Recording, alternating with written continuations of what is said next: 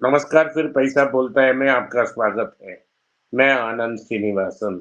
आज रिकॉर्डिंग थोड़ा ढीला है क्योंकि मैं रिमोट एरिया में हूँ और इंटरनेट बहुत वीक है। फ़ोन में रिकॉर्ड कर रहे हैं, सो क्वालिटी इश्यूज़ के लिए हमें माफ़ कर दें।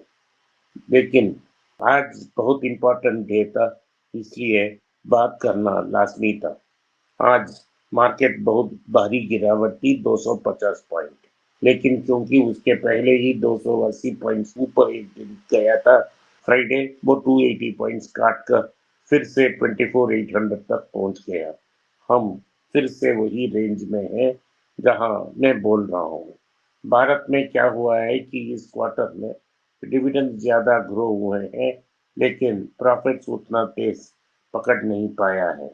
तो हमें क्लियरली क्या बोलना है कि इसराइल और अमेरिका के बीच जो संबंध हो गए हैं वो बहुत स्ट्रांग हो गए हैं और दोनों मिला के ईरान को अटैक कर रहे हैं। सो सैटरडे नाइट ईरान पे अमेरिका ने अटैक की और 3 न्यूक्लियर साइट्स पे बमबारी की। इसमें से बड़े न्यूक्लियर साइट्स को कंप्लीटली डैमेज किया गया है, लेकिन कितने लेवल पे डैमेज हुआ है हमें पता नहीं। लेकिन ईरान ने कहा है कि वो वापस स्ट्राइक करेगा अमेरिकन टारगेट्स पे और उनसे बदला लेगा। उन्होंने ईरान की सुप्रीम पार्लियामेंट ने स्ट्रेट ऑफ होर्मुज को बंद करने का आदेश दिया है, लेकिन जब मैं बात कर रहा हूँ जब तक कोई डेवलपमेंट नहीं है। लेकिन होर्मुज इसलिए इम्पोर्टेंट है क्योंकि अगर दुनिया में 100 बैरल्स कंज्यूम हो रहे हैं, 20 बैरल स्ट्रेट ऑफ होर्मुज के थ्रू आ रहा है, तो इमीडिएटली क्रूड के दाम में इम्पैक्ट होगा। अभी क्रूड दिल्ली $78 एक बैरल में है, $78 टू बैरल। विशेषज्ञों का कहना है कि अगर होर्मुज बंद हो गया तो 85 से 90 तक जा सकता है, 85 टू 90। इसका मतलब है कि रुपया बहुत बड़ा प्रेशर में आएगा। कल शाम से देख रहा हूँ कि नॉन डिलिवरेबल मार्केट्स में वो वीक था, लेकिन आज जब मार्केट खुली तो 86.75 में खुली। ये तो डायरेक्ट बैंक्स की रेट है और जो छोटा मोटा इंपोर्टर्स हैं उनके लिए 87 रुपया ही अभी मिल चुका है। रिपोर्ट कहती है कि एंड ऑफ जुलाई तक भारत 87 क्रॉस कर लेगा रुपया डॉलर के अगेंस्ट। इसका इम्पैक्ट क्या होगा? इसका बड़ा इम्पैक्ट होगा। दो, इन्फ्लेशन बढ़ेगी क्योंकि जो हम इंपोर्ट करते हैं कुकिंग ऑयल और अदर, वो डॉलर्स पे मार्क्ड है, वो कॉस्टली हो जाएगी। दूसरी बात है कि शायद पेट्रोल डीजल और कुकिंग गैस में हम पास नहीं करेगी गवर्नमेंट, क्योंकि जब दाम कम था उस समय भी प्राइस को हाई रखा था और ऑयल मार्केटिंग कंपनीज को भरपूर लॉस लेना पड़ेगा। लेकिन जो और बात है, जैसे पेंट और अदर इंडस्ट्रीज को क्रूड सप्लाई में जाता है, वहाँ क्रूड डेरिवेटिव्स का दाम ऊपर जा सकता है और उसका इनपुट कॉस्ट ऑफ गुड्स ऊपर जा सकता है। सोप और अदर कॉस्मेटिक्स में बनने में भी क्रूड डेरिवेटिव्स का इम्पोर्टेंट रोल है। इन सबको मद्दे रखते हुए ओवरऑल हम 1 to 2% of increase in cost लग सकता है। ये तेल का दाम भी बढ़ गया और दूसरा रुपया का दाम भी 1.5 रुपया कट गया। तो सरकार ये एक्सपेक्ट करेगी कि एएमसी ओएमसी कंपनीज ये लॉसेस को अब्सॉर्ब करें, क्योंकि ये शॉक अब्जॉर्बर जैसा इसे अब्सॉर्ब करेंगे तो ओएमसी स्टॉक्स को खरीदने से कोई फायदा नहीं। कौन किसी भी आदमी किसी भी पार्टी गवर्नमेंट पे रहे वो वैसा ही होगा। तो गवर्नमेंट स्टॉक्स को अवॉइड करने का मेरा सलाह इसी कारण से है कि सरकार जो अपने हित में अच्छा है वो करेगा, स्टेक होल्डर्स और शेयर होल्डर्स को जो हित में है वो नहीं कर पाएगा। ये रहा तेल का इफेक्ट और ओवरऑल भारत में दामों का इफेक्ट। इसका मतलब है अगर सस्टेन लेवल पे क्रूड और गो प्राइसेस हाई रहे तो हमें जरूर इन्फ्लेशन फाइट करेगा और आरबीआई को अपना पॉलिसी रिवर्स करना पड़ेगा। लेकिन ये दूसरी चीज है कि एक्सपेक्टेड लेवल्स आज सुबह गोल्ड ऊपर नहीं गया, इनफैक्ट 5 रुपया गिरा और 22 कैरेट गोल्ड 9200 के ऊपर ट्रेड हो रहा है।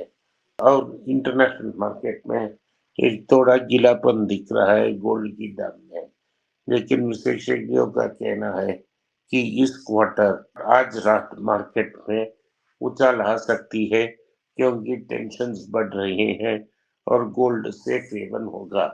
मेरा ख्याल है कि चाइना और दूसरा गारमेंट्स गोल्ड का दाम कम होगा उसमें खरीदारी करने की कोशिश करेंगे और रेट को वही ब्लॉक करने की कोशिश होगी।